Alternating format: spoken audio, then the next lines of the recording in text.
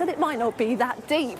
Coming at a time when the news headlines are super bleak, they've said he apparently wants to cheer people up and engage with us in some creative play. And he's certainly done that.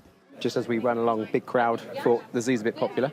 And then Laura said, "Is that Banksy?" It's wild to me that he was here maybe 12 hours ago. It's pretty cool. I think it's pretty fitting. But has Banksy now spawned a copycat? This, it would seem, is not the artist. Unclaimed by him, but also emerging overnight, sprayed onto the side of an exhibition space in Romford. There have been a few individuals over the last month recognising they can make a few quid by taking the free works away. While critics might say the street artist is overpriced and overrated, there are plenty who appear to have welcomed this summer distraction. See it while you can, draw from it what you will, because who knows how long it'll last or when Banksy will strike again. Katie Spencer, Sky News. Will there be any more pieces? That was Sky News at 10. Coming up, we'll take a first look at tomorrow's newspapers in the press preview. Tonight, we're joined by The Observer's chief leader writer, Sonia Sodha, and the director of the Onward think tank, Sebastian Payne. Amongst the stories we'll be discussing, this on the front of the Daily Mail. Its headline, Starmer told to get a grip of work-shy Britain. We'll be right back with that story and others. Do stay with us.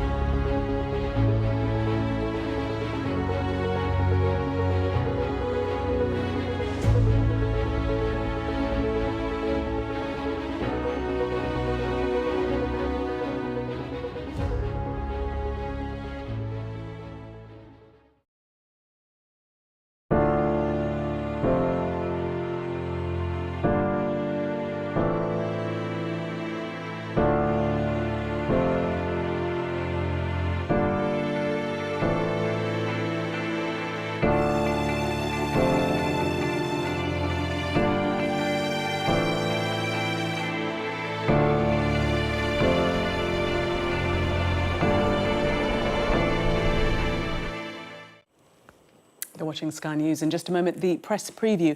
A first look at what's on the front pages as they arrive. But first, our top stories.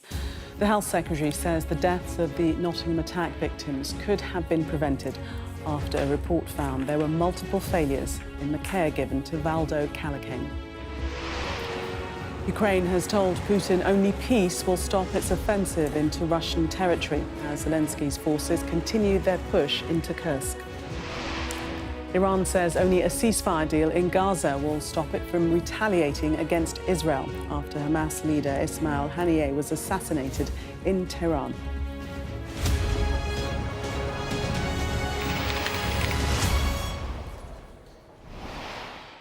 You are watching the press preview, a first look at what's on the front pages as they arrive. It's time to see what's making the headlines with the Observer's chief leader writer, Sonia Sodha, and the director of the Onward think tank, Sebastian Payne. They'll be with us from now until just before midnight. So let's see what's on some of those front pages for you now. The Metro leads with Iran insisting that only a ceasefire deal in Gaza will stop it from retaliating against Israel after Hamas leader Ismail Haniyeh was assassinated in Tehran. The Daily Mirror reports that the Middle East is on the brink, with Brits possibly needing to evacuate from Israel as war fears grow. The Guardian reveals how the cost of living crisis hit budget food prices the worst. It also features a special report on violence against women, reporting that a woman dies at the hands of a man every 3 days in the UK. The Times reports that rail attacks on women are up by 50%, with a rise in both violent and sexual offences. The Mail says Labour is under pressure to tackle unemployment, with Starmer told to get a grip of work-shy Britain. The Telegraph reports on a 40% surge in children on disability benefits since the pandemic and warns of the lasting effects this could have on the economy.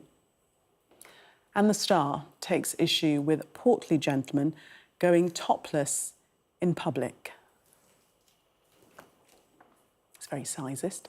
A reminder that by scanning the QR code you'll see on screen during the programme, you can check out the front pages of tomorrow's newspapers while you watch us. And we are joined tonight by Sebastian Payne and Sonia Sodha. Welcome to you both. Let's start with the Mail front page. More than 9 million people don't have a job and they're not looking for one, a problem for Sir Keir Starmer. Sonia, take us into this. Yeah, so, I mean, it's interesting the Daily Mail have put this on this front page because it's actually not a news story. It's a big problem, a big legacy issue that the Labour government the new Labour government have been left by the last Conservative government. There are a number of kind of trends that underpin these very high rates of worklessness.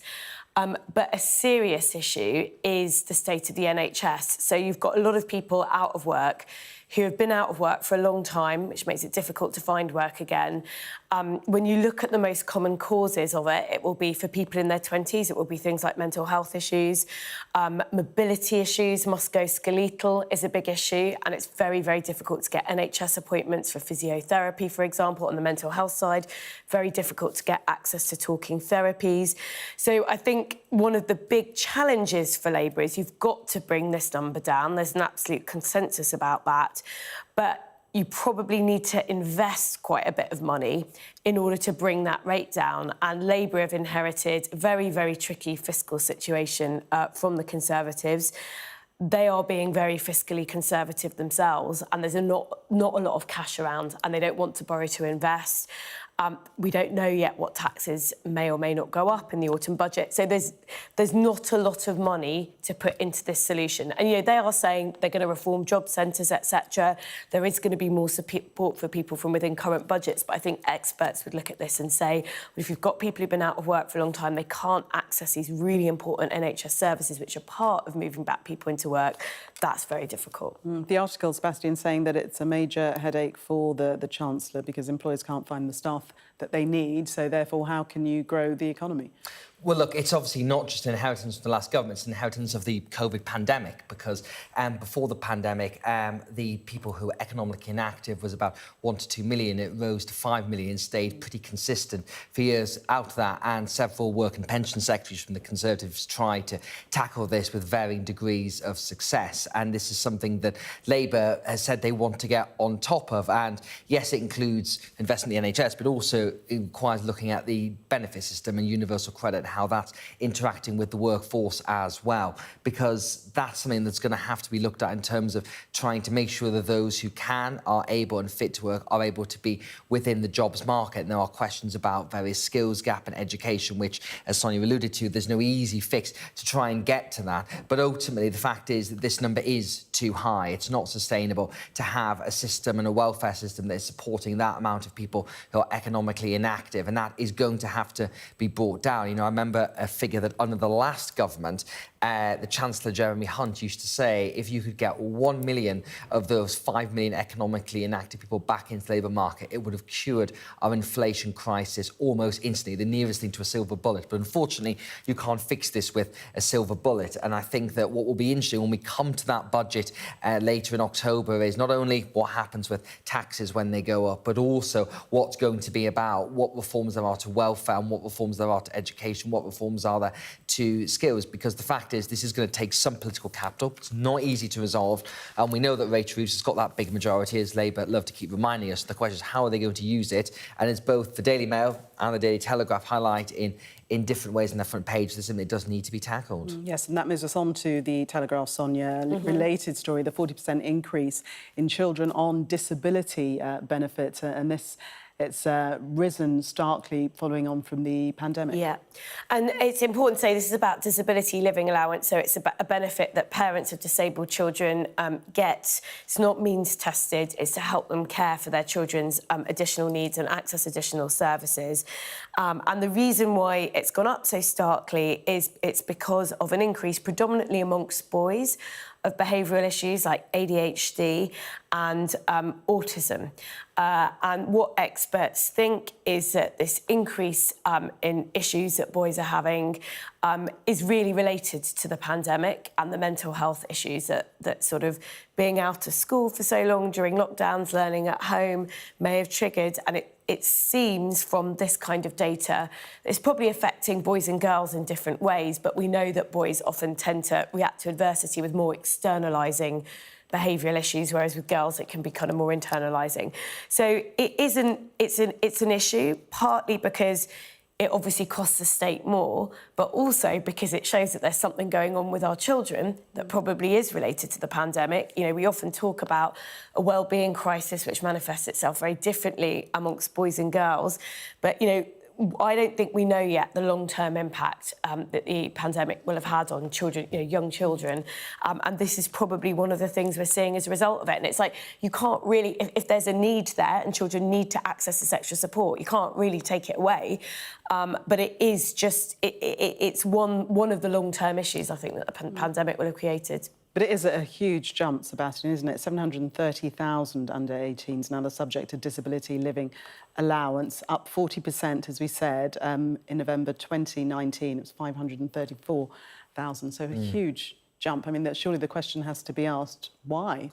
Yes, and I think Sonia was completely right that there is the legacy of the COVID pandemic and of lockdowns here, and no one really wants to talk about it because everyone wants to memory hole the pandemic and all the lockdowns as much as possible, because it was not a happy time in anyone's life. But the fact is that they did have significant impacts on, I mean, every part, nearly all the problems we're seeing in society are some way have links back to the pandemic, be it the courts backlog, be it the NHS backlog, being it the backlog in prisons and the capacity there, and then, of course, being the mental health of many people, and not just children, particularly what we're seeing with young boys here. There is another element we should flag as well, of course, which is social media and what this does to younger men in particular, about how not only the algorithms are siloing people into very bad content, but it's one of these things that's not easy to resolve, but it is a growing problem. And this, again, is something that needs a health approach, it needs a schools approach, it needs a parental approach to deal with it as well. And it's interesting that we forget the COVID pandemic COVID inquiry, on the pandemic has been ticking along. We had the first report, which was a lot about procurement and PPE, and all things that went wrong there. Not been so much about the impact of lockdown and how it's impacted on society. That will come later. And I think that even if people do want to forget about it, we should look at that, because all the experts say we will get another global pandemic at some point. And I think it's this kind of thing that needs to be taken into trade-offs when you're thinking about what measures you take to slow the spread of the disease. Let's move on, Sonia, to a couple of papers at least on violence against women. The Guardian, their investigation, woman dies at the hands of a man every 3 days in the UK. The Times reporting that rail attacks on women, attacks on the railways are up by 50%, painting a very, very depressing picture. What's going on? Yeah, well, it's a reminder of just how prevalent male violence against women and girls is in society, and it's a small minority of men who commit it, but it affects women very, very seriously across society. So The Guardian have got a special report which is done with the Femicide Census, which is an organisation that keeps track of the women who lose their lives at the hands of men each year, where there's a man charged with their death. And The Guardian, there's 50 so far this year. We know the Femicide Census has compiled this data over a number of years. We know on average a woman loses her life or a girl loses their life at the hands of a man once every 3 days. Now, this is the tip of the iceberg. There's a lot of domestic abuse, a lot of violence against women and girls that sits underneath that. You know, I don't think it's an exaggeration to call it an epidemic in society. That's certainly how women's charities talk about it. Labour's actually got an incredibly ambitious target to cut violence against women and girls by a half. That's very, very challenging. And I think we need to see from the government exactly what that action plan is. It's exciting for a feminist like me that they're willing to commit to that, because, you know, I don't think we've ever seen a society reduce violence on that scale before. And it's certainly an area that Keir Starmer knows a lot about, being a former DPP, Director of Public Prosecutions. But, you know, it's going to take a lot to reduce it. But it is preventable. This is a key thing. I've read some of the stories of these women, and you know, a common strain in a lot of these stories is men who start off with lower level abuse, lower level violence. These women know they're at risk. It's very difficult to get the police involved, very difficult to get other services involved because resources are so tight. And these deaths should be preventable, because these women know these men are dangerous, their families know these men are dangerous, and yet they still are able to go on to kill. Sebastian, shocking statistics.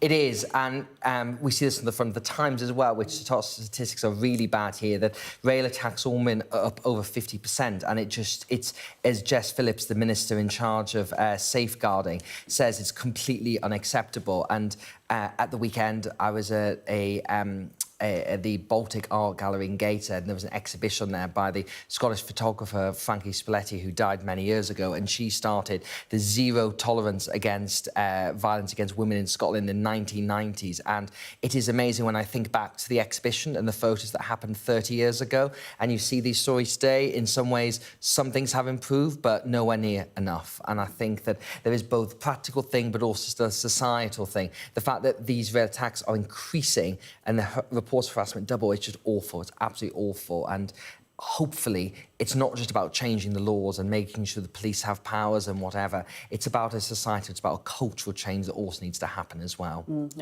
Good that there being lights being shone on them in the newspapers, so people can read the stats for themselves. Truly shocking.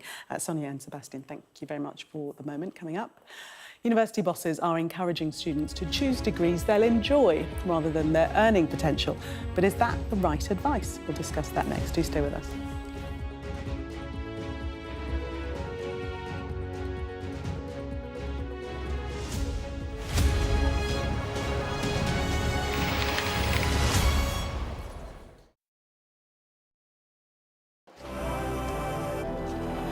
I'm Neville Lazarus, and I'm Sky's reporter based in Delhi. We take you to the heart of the story that shapes our world.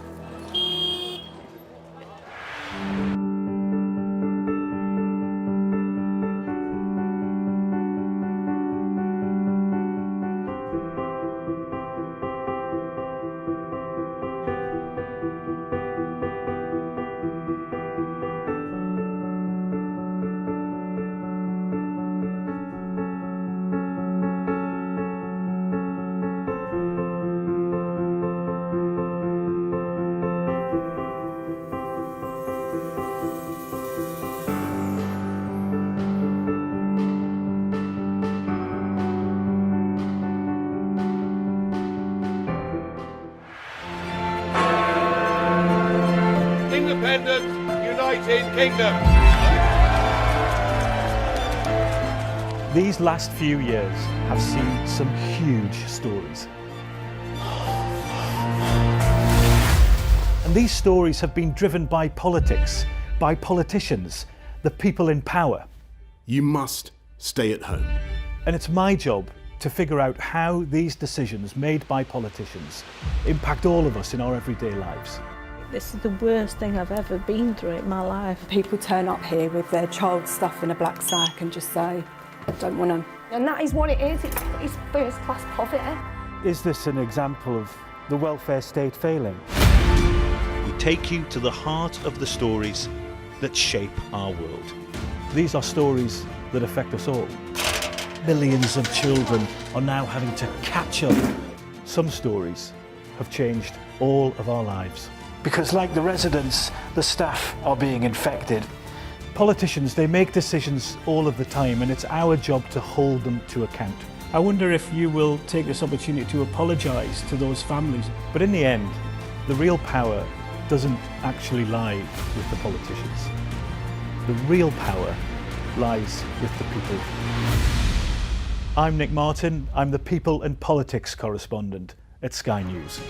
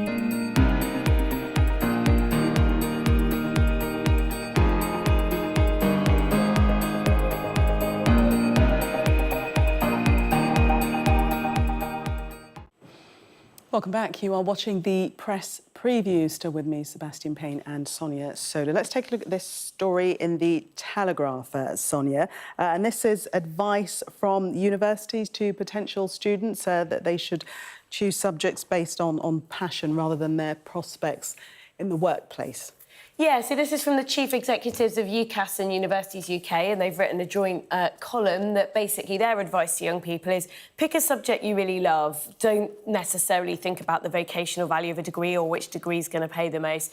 And in some ways, you know, that's a really nice sentiment, and there are loads of transferable skills you can get in theory from a degree, and you might do a degree, say, in English or maths, and then end up doing something completely different from your degree. However, they are not the people who are taking, you know, the typical graduate will now repay 42, 43k of, you know, over their working lives of their degree. And young people are quite right to be quite exacting about asking, well, if I'm going to be repaying that much, that's a huge amount, you know, they'll be repaying it, will mean they'll be able to get a mortgage later. It's very difficult to get on the housing ladder. It's like an extra income tax, effectively, that they're paying, an extra 9 percentage point income tax above the threshold for, you know, a lot of them will be paying it the bulk or all of their working lives. They are right to ask, what is this degree adding?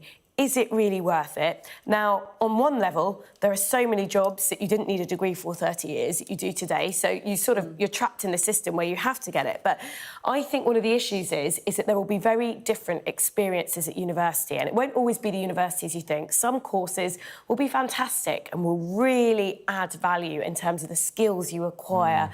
Transferable skills sometimes when you get to the workplace. Some will be very poorly provided, just like we have some great schools and some poor schools, some great hospitals and poor hospitals in this country. But the problem is with universities, you've got absolutely no idea which courses are great in terms of the skills you get, because all you've got is earnings data, and the most selective universities pick the most able graduates and they go on to pay more. It doesn't mean that their courses are better. So I think there is a serious accountability issue in our university system where you've got these universities spending a lot of students' future earnings on their behalf, and students don't really know what the quality of the experience is going to be. So on the one hand, I'm reminded of Bill Bryson, who was the Chancellor of Durham University, where I went, who said, don't let university get in the way of your education, which was his kind of idea that there's much more to it than the actual degree you study, of the experience and the friends and the culture and whatever you gain from it. On the other hand, once again, Sonia is completely right on this. The students are burdening themselves with huge amounts of money and debt for a long period into their working careers based on these degrees. And dare I say, it's quite a privileged position if you're the head of UCAS to say you should think about what's important. Well, for a lot of people, what's important is what job you're going to get, what prospects you're going to get, and allow you to have a prosperous career and life off the back of it. So, and look, there is this wider question about our university sector in terms of, does it work? Do the fee structure work? Do the incentives work at the moment? And I think you're right about data and transparency on this, because for most people, the most transparency you get is a career guidance counsellor at school saying, have you thought about doing X at university? And then you go off to an open day and then that's it. There's very little data in terms of what earnings you'll get, what job prospects are, what the labour market looks like. So I think if you were able to take that in, along with this nice sentiment about having a great time and doing something that stirs your passions, then that's great. But at the moment, it was a little bit one-sided to me. I suppose it's a slightly romantic view, but I still Which you don't want to lose. To go back to that Bill Bryson thing, you want a bit of that, but you've got a bit of realism as well. That people studied subjects that they were interested in and they did have a passion for. And there's definitely something to be said for that. But I think what students want to know and be reassured is they're going to get a really quality experience, where even if they're studying something that isn't directly relevant to later in life, they're going to be learning important skills while they're at university. And we don't know, but I expect there will be a very differing quality of experience across different courses, different institutions, whereas universities just tend to pretend that it's all brilliant and excellent and young people should sign up as quickly as they can. As soon as you hear the phrase transferable skills, you should start to panic, because that means you're learning a lot of generalities and nothing specific. A warning there for all those getting their A-level results. It's Thursday next week? Next week, Thursday, I think. We've got time for the Telegraph and this customisable forecast for your back garden. This sounds amazing. Yeah, so based on AI, they think they're going to be able to give us a much more precise weather forecast, precise in inverted commas. So, you know, how hot will your garden could be compared to a garden like, you know, five houses down? The thing about it is that weather forecasts aren't always that accurate anyway. True. And sometimes I just think we'd be better off getting told, is it extremely hot, very hot, hot, quite warm, and then, you know, you just get a sense for it. So, you know, it's nice that they think they could do this through AI. I'm not sure of the utility of it. What do you think, Sam? I mean, there was an app a couple of years ago called Dark Sky that had this kind of revolutionary, on-the-moment, accurate weather forecast. It got bought by Apple and has now been subsumed into whatever the Apple weather app is. And I thought that was really quite accurate. It seemed to tell you, like, rain is coming in 10 minutes, and that seemed pretty relatively really good. So that's the app I and this is what you want. This is maybe a bit too much. That's my answer. Thank you both. Coming up next on Sky News at 11.